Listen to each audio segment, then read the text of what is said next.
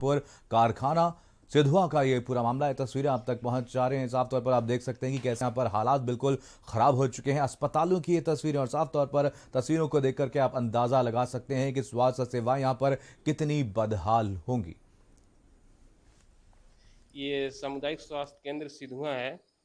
2012 में इसको जो है हैंडओवर हुआ था और हॉस्पिटल का बिल्डिंग और हर एक चीज़ें जो बहुत ही दयनीय स्थिति में है, बहुत ही कंडम है। आवास में पानी, बिजली, लाइट, हर किसी चीज़ की सुविधा यहाँ पर नहीं है। क्या कारण है कि बिल्डिंग और ये सब खराब हो गई? यहाँ पे न कोई चौकीदार है, न कोई यहाँ पे रात्रि निवास करता है। कितने बेड का अस्पताल है? ये 35 बेड का अस्पताल है। यहाँ की स्थिति बहुत ही खराब है, जो कि आप देख चुके हैं। बिजली, अगर लाइट रहता है तो बिजली रहता है, बाकी ना इन्वर्टर है ना जनरेटर है, कोई व्यवस्था नहीं है। और पानी की टंकी वगैरह सब है, लेकिन कहीं भी सप्लाई नहीं है। समरसेबुल का कंडीशन भी सही नहीं है, मतलब कुछ भी नहीं है यहाँ पे। बिल्डिंग क्या स्थिति है? बिल्डिंग की स्थिति आप देख चुके हैं, बहुत ही जर्जर कंडीशन में है। उत्तर प्रदेश की स्वास्थ्य सेवाएं बद से बदतर हो चुकी हैं। मैं इस वक्त मौजूद हूं देवरिया के रामपुर कारखाना के सिधुआ सामुदायिक स्वास्थ्य केंद्र पर। इस सामुदायिक स्वास्थ्य की स्थिति अब बद से बदतर है। बिल्डिंगें जर्जर हो चुकी हैं, लाखों के सामान जंग खा रहे हैं।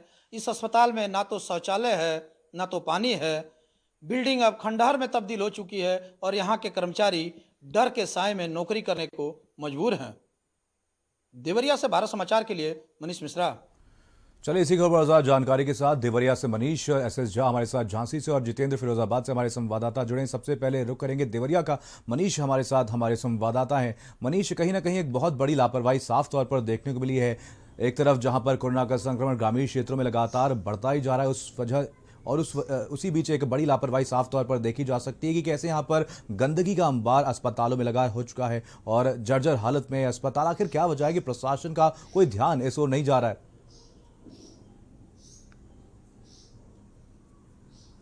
जी देखिए मनीष, बताऊं मैं आपको कि देवरिया जनपद की स्थिति, जो स्वास्थ्य सेवाओं की स्थिति है, बद से बदतर हो गई है। हाँ। जहां कोरोना में, जैसे देखिए कोरोना ने अपने शहर से अब देहात की तरफ जो है, गांव की तरफ अपना पैर पसारना शुरू कर दिया है।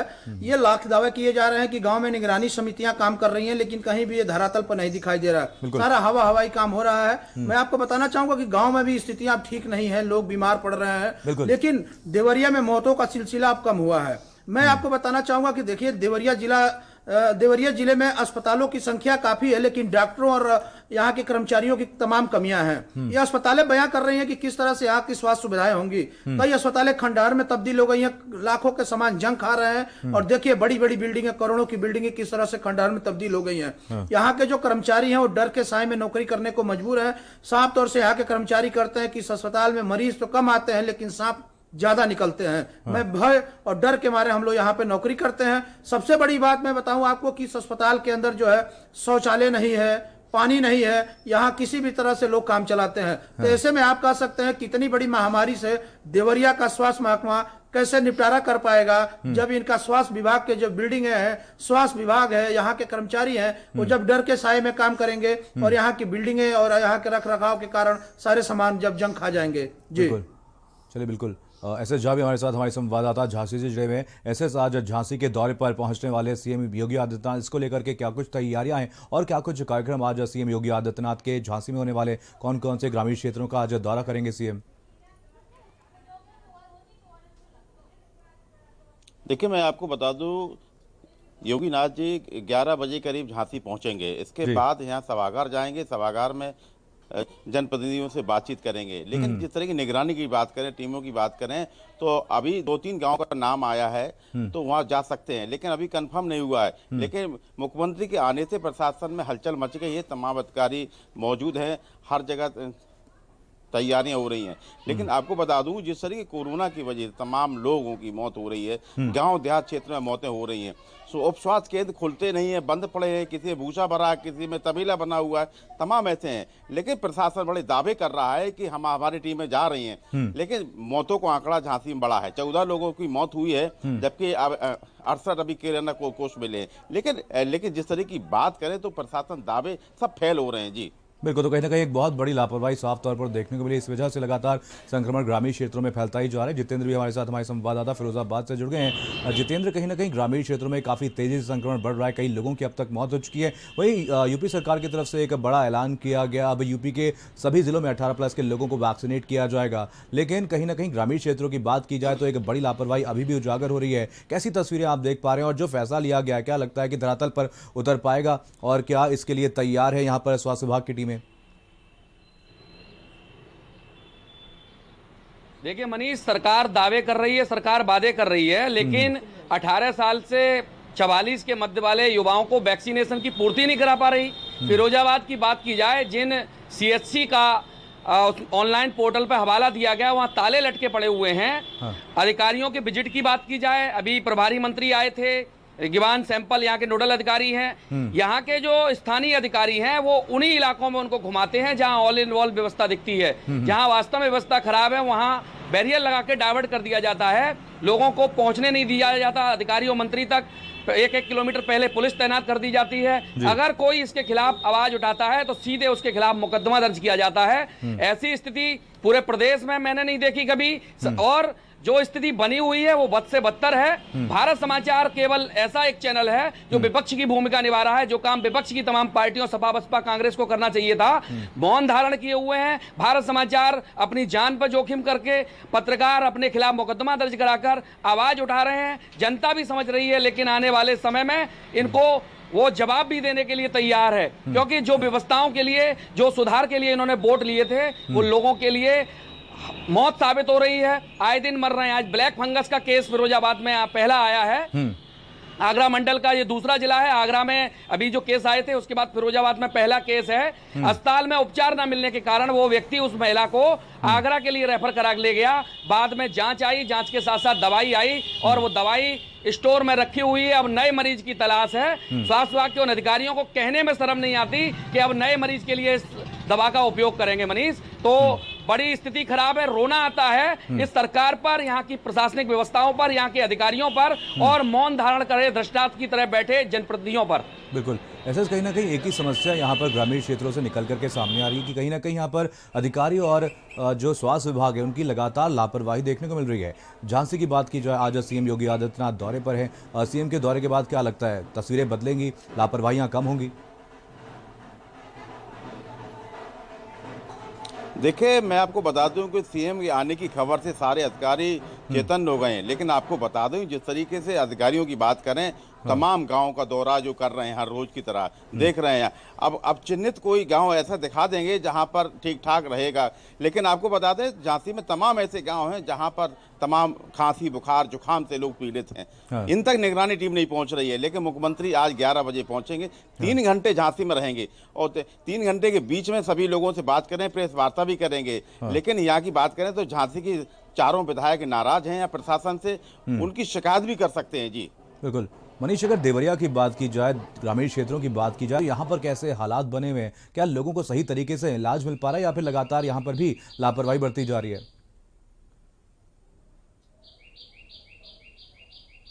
जी देखिए मनीष, मैं बात करूं देवरिया की, तो देवरिया में भी ग्रामीण क्षेत्रों में अभी इलाज संभव नहीं हो पा रहा है। कई कई गांव ऐसे हैं जहां कोरोना पॉजिटिव मरीजों की संख्या काफी लगातार मिल रही है, लेकिन देवरिया की जो निगरानी समितियां बनाई गई हैं ये धरातल पर काम नहीं कर रही हैं। मैं आपको बताना चाहूंगा कि जिस तरह से गाँव में निगरानी समितियों को जाँच करने की बात कही गई है, लेकिन कहीं कहीं गाँव में जाँच हो रही है जहाँ पे अधिकारी को ये सूचना मिल रही है माध्यम से कि यदि जब भारत समाचार की टीम लगातार गाँव का दौरा कर रही है और लगातार खबरों को दिखाने के बाद यहाँ के जिला प्रशासन के कानों पे जूं रेंग रहा है और गांव-गांव में जा करके देख रहे हैं। लेकिन मैं आपको बताऊं कि देवरिया के कई ऐसे गांव हैं, दूर दराज के बिहार बॉर्डर के भी ऐसे गांव हैं जहां पे मरीजों की संख्या काफी ज्यादा हो रही है, पॉजिटिव संख्या मिल रही है, लेकिन यहाँ के अधिकारी वहां का दौरा नहीं कर रहे हैं, ना ही वहां पे जो है किसी तरह का इलाज संभव हो पा रहा। मैं आपको बताऊं कि जो देवरिया जनपद के तमाम अस्पताल, सीएचसी, पीएचसी, सामुदायिक स्वास्थ्य केंद्र ऐसे बदहाल स्थिति में दिखाई दे रहे हैं। लेकिन देखिए ये अस्पतालें बयां कर रही हैं कि अस्पतालों में ना तो डॉक्टर जाते हैं, और यदि डॉक्टर हैं तो फरार रहते हैं। नियुक्तियां तो हैं लेकिन उनको ड्यूटी लगा दी जाती है कि आप कोविड ड्यूटी में काम करेंगे।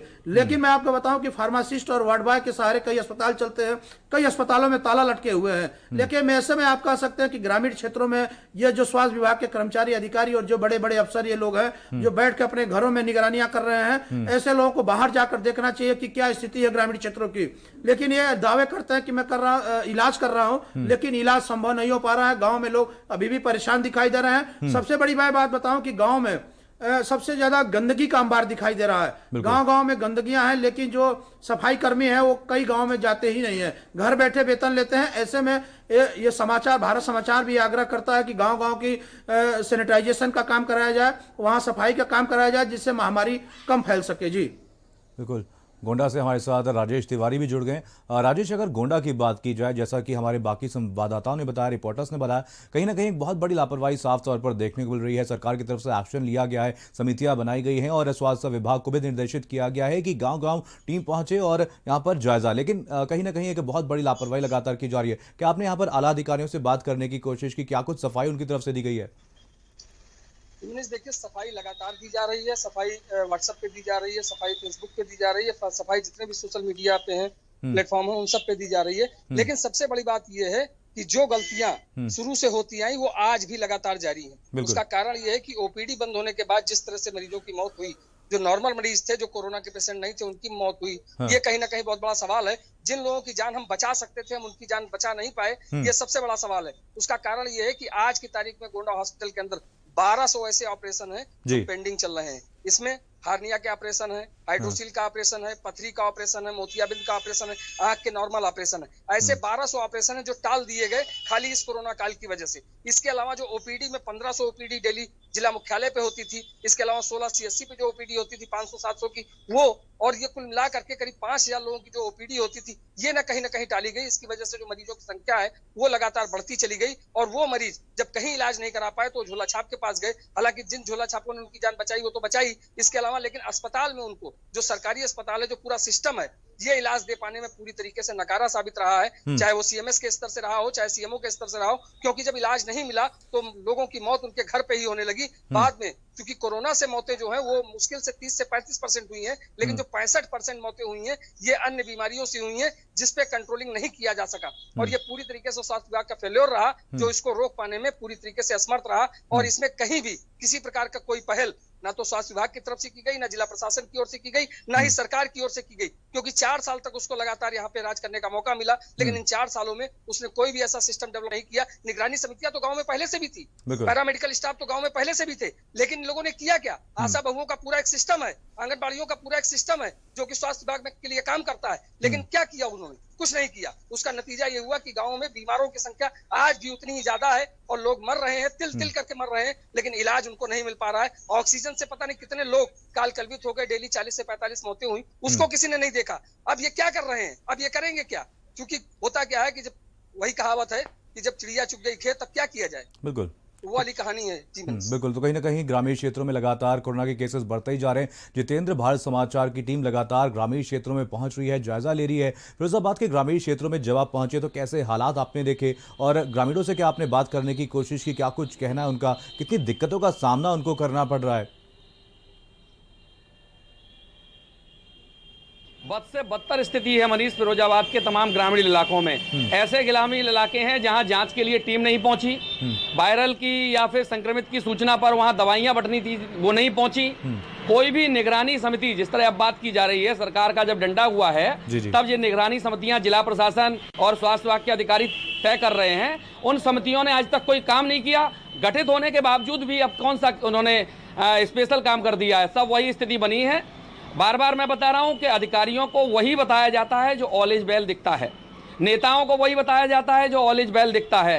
केवल भारत समाचार एक ऐसा चैनल है जो लोगों को आईना दिखाने का काम कर रहा है, सच दिखाने का काम कर रहा है। मुकदमे लिखवाने के काम सरकार कर रही है, लेकिन हम अपनी जान को जोखिम में डालते हुए, परिवार की चिंता ना करते हुए ग्रामीण इलाकों में भ्रमण कर रहे हैं, लोगों से बातचीत कर रहे हैं, लोगों के दुख दर्द को जान रहे हैं। लोग परेशान हैं, लेकिन कर क्या सकते हैं? अगर बोलेंगे, सोशल मीडिया पर कुछ पोस्ट करेंगे तो तमाम एफआईआर दर्ज हो जाएंगी। भारतीय जनता पार्टी के पूर्व महाअध्यक्ष के खिलाफ परसों एफआईआर दर्ज हुई है और उन पर इस बात की एफआईआर दर्ज की गई है कि उन्होंने गैस सिलेंडर की कालाबाजारी की बात उठाई थी।